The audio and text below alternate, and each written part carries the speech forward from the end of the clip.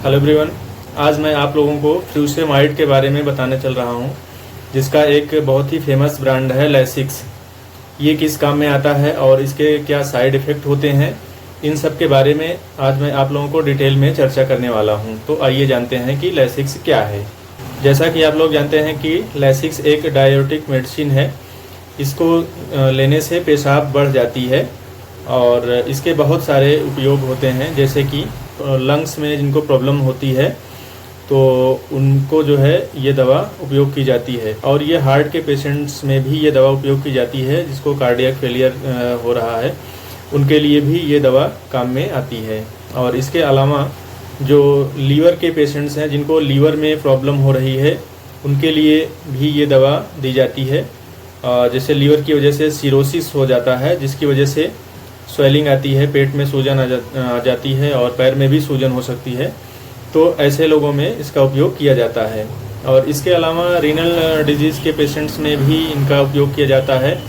Renal disease अर्थात जो kidney की बीमारी होती है, उनमें भी ये दवा इस्तेमाल की जाती है।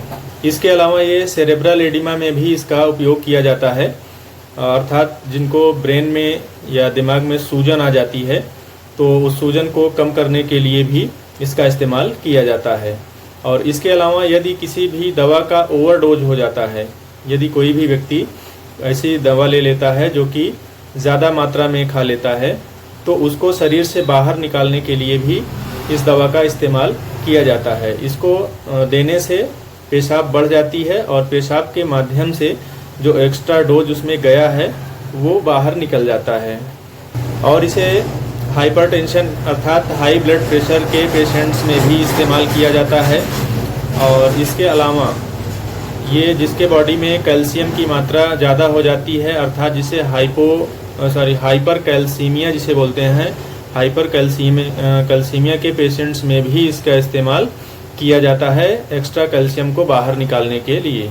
तो ये रहा लैसिक्स अर्थात फ्यूसेमाइड का उपयोग, कहाँ कहाँ पर इसको हम उपयोग कर सकते हैं। तो आपने जाना कि इसे हम रीनल डिजीज़ में देते हैं, हिपैटिक डिसऑर्डर्स में देते हैं और कार्डियक प्रॉब्लम में देते हैं। और इसके अलावा इसे हम पल्मोनरी एडिमा के पेशेंट्स में भी इसका उपयोग हम करते हैं। तो अब आइए जानते हैं कि इसके साइड इफ़ेक्ट्स क्या होते हैं। ये दवा लेने से इलेक्ट्रोलाइट्स का इम्बैलेंस हो जाता है और इससे नौसिया भी हो सकती है, अर्थात पेशेंट्स को उल्टी जैसा लगता है।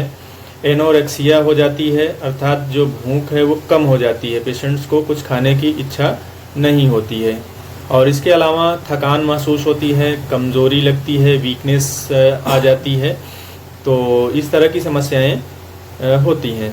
और इसको लेने से एक समस्या और भी होती है, व्यक्ति को बहरापन हो जाता है, डीफनेस आ सकती है और सुनने में उसको समस्या होती है। लेकिन ये समस्या टेम्प्रोरी होती है, जब दवा लेना बंद कर दिया जाता है तो ये जो डीफनेस होता है वो अपने आप फिर से रिकवर हो जाता है। इस दवा का जो ऑनसेट ऑफ एक्शन है वो 60 मिनट का होता है, अर्थात 1 घंटे का होता है। 1 घंटे में ये दवा अपना काम करने लगती है पूरी तरह से।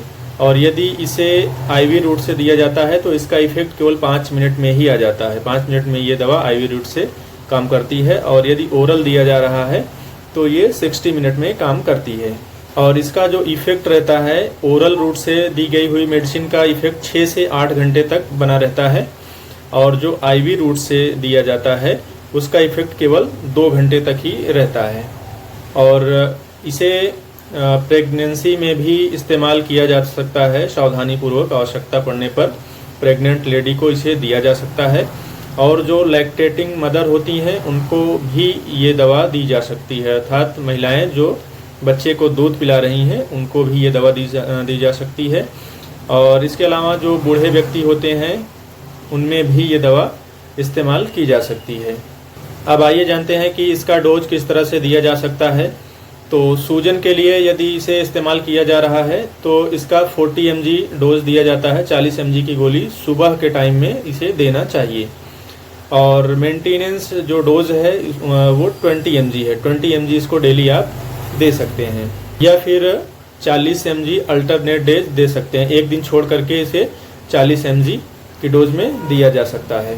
और बच्चों में डोज की बात किया जाए तो इसे 1 से 3 mg पर केजी बॉडी वेट के हिसाब से प्रतिदिन इसे दिया जा सकता है।